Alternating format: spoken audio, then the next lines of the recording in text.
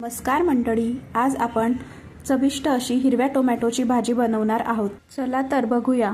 सर्वप्रथम आपल्याला तुरीची डाळ स्वच्छ धुवून कुकरमध्ये घालायची आहे। त्यानंतर आपल्याला कच्च्या टोमॅटोचे तुकडे कुकरमध्ये घालायचे आहे आणि कुकरच्या 3 शिट्ट्या काढून घ्यायच्या आहे। कुकर थंड होईपर्यंत आपण चटणीची तयारी करून घेऊया। त्यासाठी आपण शेंगदाणे सर्वप्रथम भाजून घेऊया।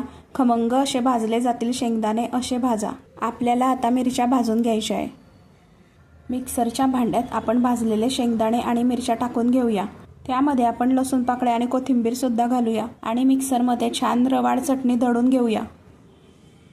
चटणी जास्त बारीक करायची नाही, रवाळ ठेवायची। व्हिडिओमध्ये दिसत आहे तशी चटणी दळायची। तेल छान तापलं आहे। आता आपण त्यात जिरं मोहरीचा तडका देऊया। त्यात कापलेला लसूण घालूया। लसूण गोल्डन ब्राऊन होईपर्यंत परता। त्यानंतर तेलामध्ये आपण वाटलेलं वाटण टाकूया। त्याला चांगलं मिक्स करून घेऊया।